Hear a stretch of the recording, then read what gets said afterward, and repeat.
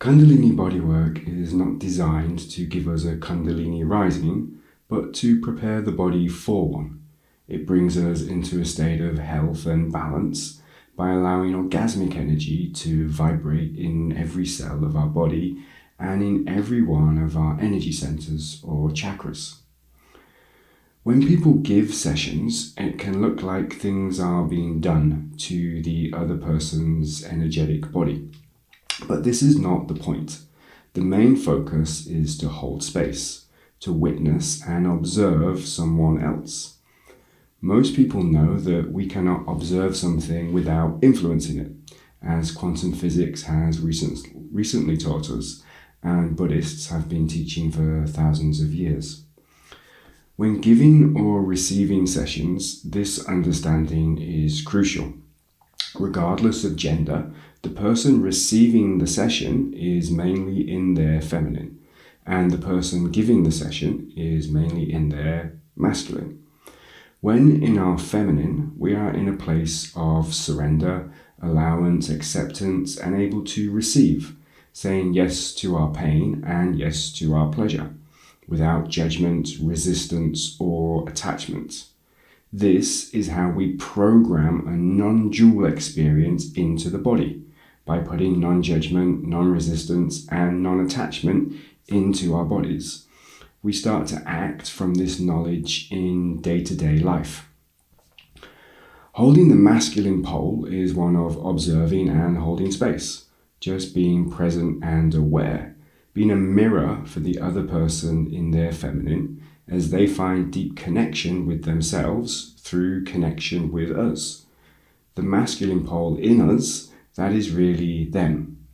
This is the foundation of polarity work and non-dualism, that everything is already integrated and everything is already at one. We don't need to do very much other than to stay present, simply being and holding the masculine pole for the other person to fully embody and experience their feminine. When learning Kundalini bodywork, our self-development, self-mastery, personal vibration, and understanding of our own masculine and feminine polarities is our main concern. It has very little to do with technique in the way an osteopath, chiropractor, or back doctor works, but more about being able to truly listen to another person's body, holding space for them to express more. We can encourage them to express through our connection with them, and this is where the grey line between holding space and doing things becomes very thin. Eventually, if we study this practice for long enough and move into advanced trainings, there are things we may be guided to do in another person's energetic body, but this should never be from our mind. Although the mind needs to know what we are doing, it is the connection and communication with the person receiving that gives the session depth and meaning.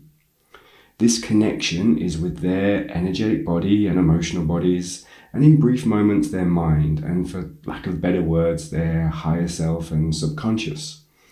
Learning to listen to these other parts of a person's psyche is a skill that comes from receiving these sessions and from learning to listen and develop a better relationship with our own subconscious intuition and higher selves.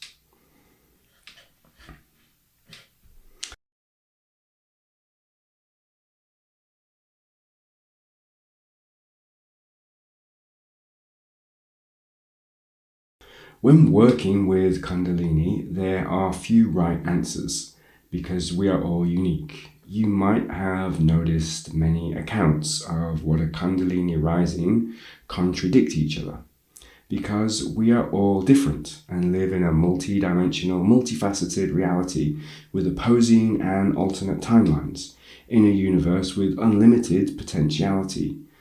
When people talk about a 5D reality or living in the fifth dimension, then they are most likely talking about embracing this diverse and multi-dimensional understanding of reality.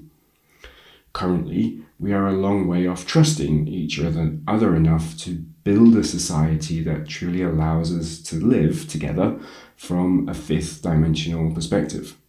And for now, it's best to work on our emotional experiences of our multi-dimensional reality and Kundalini without abandoning the collective.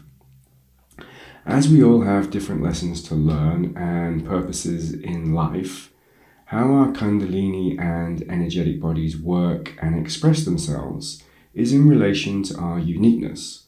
So when our energetic body or field comes into contact with someone else's field, it has an effect. And then we both start to behave and work a little differently, with the relationship taking on a life and consciousness all of its own.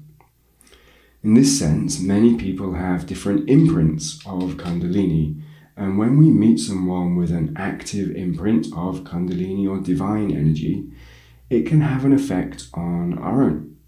So trying to dominate someone else's energy can only take away from our potential, because without them fully reaching their potential, we cannot learn from them and reach ours. Giving or receiving an imprint of Kundalini is similar to how Reiki practitioners work, just on a much subtler level. They receive the imprint of Reiki once they complete their training, and this gives them the ability to move into an alpha brainwave while channeling a certain frequency of light. Some people's imprints of Kundalini make you feel high and light, others orgasmic, some make you burst out laughing, others will move you into spontaneous mudras and yoga asanas.